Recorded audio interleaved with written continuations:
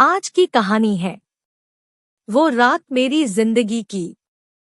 वो सब फेसबुक की एक पोस्ट से शुरू हुआ। मैं एक एंट्रेंस एग्जाम की तैयारी कर रही थी और इसी सिलसिले में मैंने फेसबुक पर कुछ पेजेस जॉइन किए थे। एक ऐसे ही तैयारी कर रहे ग्रुप के फेसबुक पेज पर मैंने एक सवाल पूछा और उसने इस पर कमेंट किया। वो ये एग्जाम दोबारा दे रहा था, इसलिए मैंने उसे फेसबुक पर ही एक पर्सनल मैसेज किया। इसके बाद हम दोनों के बीच बातचीत शुरू हो गई। फेसबुक पर ये बातचीत रोजाना होने लगी। हम दोनों एग्जाम के बारे में बात करते थे।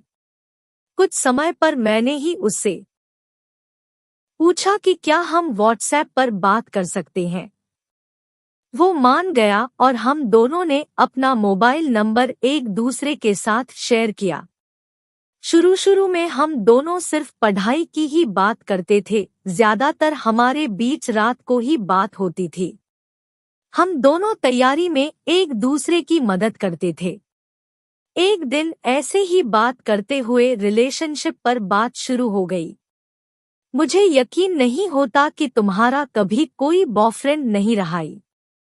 व्हाट्सएप पर चैट करते हुए उसने मुझसे पूछा। मैं हमेशा पढ़ाई में ही लगी रहती थी, इसलिए शायद कभी किसी की जरूरत ही महसूस नहीं हुई। जब किसी लड़की का कोई बॉयफ्रेंड नहीं होता तो वो शायद यही बोलती है। मैं वैसे बहुत हंसमुख थी और मेरे बहुत सारे दोस्त थे, लेकिन मैं कभी किसी रिलेशनशिप में नहीं पड़ी थी। ये बहुत स्ट्रेंज है। मतलब मेरी भी एक गर्लफ्रेंड थी 2 साल पहले, लेकिन हमारा ब्रेकअप हो गया। मैंने जवाब में बस एक स्माइली भेज दी।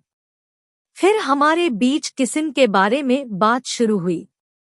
मैंने अपनी जिंदगी में कभी किसी को किस नहीं किया था। ऑब्वियसली उसने अपनी पहली रिलेशनशिप में किस एक्सपीरियंस किया था। अचानक से उसने पूछा, अगर मैं तुम्हें अभी इसी वक्त किस कर लूं तो कैसा लगेगा। जब मैंने उसका ये मैसेज पढ़ा तो मेरा चेहरा लाल हो गया। मैं उस वक्त बेड पर लेटी हुई थी और कमरे की लाइट ऑफ थी। मैं उसे कुछ ही दिन से जानती थी, लेकिन उसका यह सवाल मुझे बिल्कुल भी बुरा नहीं लगा। मुझे नहीं पता हम एक दूसरे को जानते ही कितना है। हम दोनों तो एक शहर में भी नहीं रहते। मैंने उसे मैसेज लिखकर भेजा। शायद मुझे उससे इन सब चीजों के बारे में बात नहीं करनी चाहिए थी, लेकिन पता नहीं क्यों मुझे ये सब अच्छा लग रहा था। सोचो, अगर मैं तुम्हें जोर से पकड़कर अपने पास खींच लूं और तुम्हें किस कर लूं तो तुम क्या करोगी? उसने पूछा। क्या होगा अगर मैं तुम्हें धक्का देकर दूर हटा दूं? मुझे समझ ही नहीं आया कि और क्या बोलूं। वो जिस तरह से मुझसे फ्लर्ट कर रहा था मुझे अच्छा लग रहा था। मुझे पता था कि इन सब बातों का कोई अंजाम नहीं होगा। शायद इसीलिए मैं उससे ये सब बात कर पा रही थी, बिना कोई प्रेशर और डिस्कम्फर्ट फील किए बिना। फिर मैं तुम्हें और जोर से पकड़ लूंगा और तुम्हें कुछ नहीं करने दूंगा। मैं अपने होंठ तुम्हारे होठों पर रख दूंगा और तुम्हें जोर से किस करूंगा। तुम्हें अच्छा लगेगा। जिस वक्त मैंने वो पढ़ा मुझे सच में उसकी जरूरत महसूस होने लगी। मुझे शायद वो अच्छा लगेगा। मैंने एक नोटी स्माइली के साथ उसे लिखकर भेजा। मैं उस वक्त मुस्कुरा रही थी। उस पूरी रात हमने इसी तरह बात की। वो मुझसे फ्लर्ट कर रहा था, कुछ भी सेक्सुअल कहता और मैं वापस उससे फ्लर्ट करती। ये सब कुछ दिनों तक चलता रहा। फिर हमने स्काइप पर बात की। जब हमने स्काइप पर बात करनी शुरू की सब कुछ बदलने लगा। हम दोनों एक दूसरे के लिए सीरियल होने लगे और 20 दिन के अंदर ही सब कुछ बदल गया। और इस तरह वो मेरा पहला बॉयफ्रेंड बना।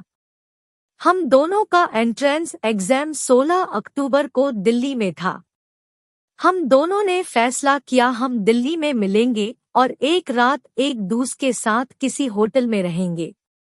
हम दोनों के बीच सब बहुत अच्छा चल रहा था और हम सेक्स के बारे में बात करते थे।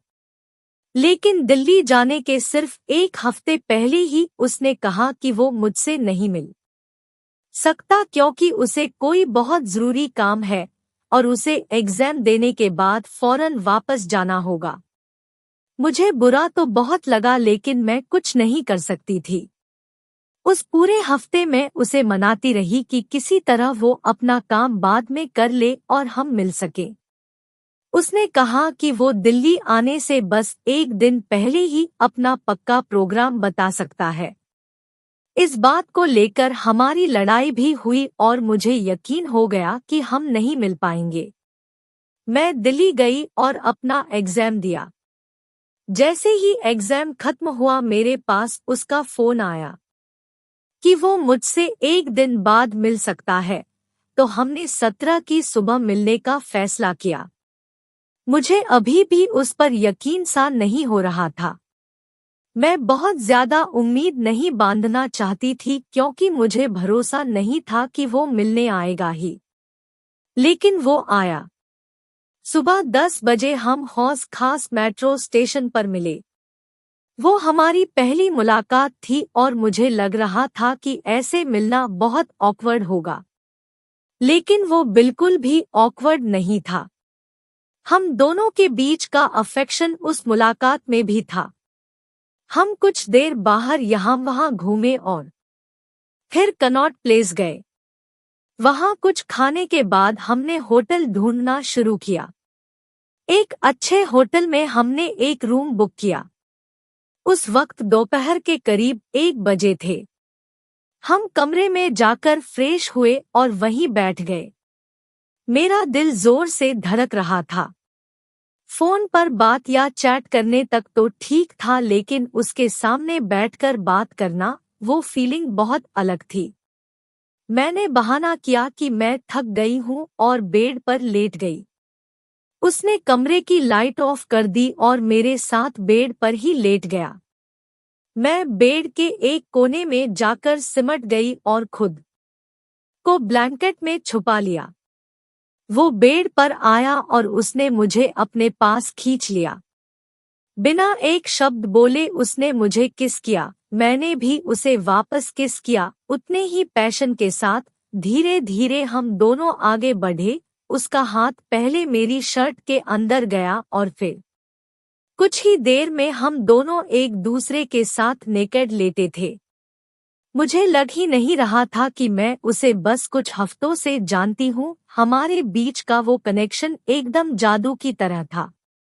कुछ देर यूं ही एक दूसरे के साथ कडलिंग के बाद हम दोनों ने कपड़े पहने और बाहर कुछ खाने के लिए चले गए। वापस कमरे में आते ही उसने मुझे फिर से बेड पर खींच लिया और मुझे किस करने लगा। एक बार फिर हम दोनों बेड पर एक दूसरे के साथ नेकेड थे। उसे कंडोम निकाला। मैं बहुत ही नर्वस हो रही थी क्योंकि मेरे लिए वो पहली बार था और मैंने सुना था कि पहली बार में बहुत ज्यादा पेन होता है। मेरी आंखों में ये कन्फ्यूजन उसने देख ली। वो मेरे पास यूं ही आकर लेट गया और मेरे से बातें करने लगा। मैं भी चाहती थी सेक्स करना लेकिन मुझे दर्द से डर लग रहा था। उसने कहा कि वो धीरे धीरे सब कुछ करेगा। मैं मान गई। वो बस शुरुआत थी। सुबह तक मैं पूरी तरह एग्जॉस्ट हो चुकी थी। उस दिन हम दोनों को वापस जाना था और हमारी ट्रेन शाम की थी। हमने सारा दिन बेड में ही एक दूसरे के साथ बातें करते हुए बिताया। वो रात मेरी जिंदगी की सबसे खूबसूरत रात बन गई। हम दोनों का रिश्ता आज भी उतना ही मजबूत और खूबसूरत है। हम दोनों रोज बात करते हैं और स्काइप पर बात करते हैं। मैं हमेशा से चाहती थी कि मेरा फर्स्ट टाइम ऐसा ही हो जैसे सब कुछ हुआ और मुझे बहुत अच्छा लगता है बार बार वो सब सोचना भी। पीएस, अगर तुम ये पढ़ रहे हो तो मैं तुम्हें कहना चाहती हूँ आई लव यू।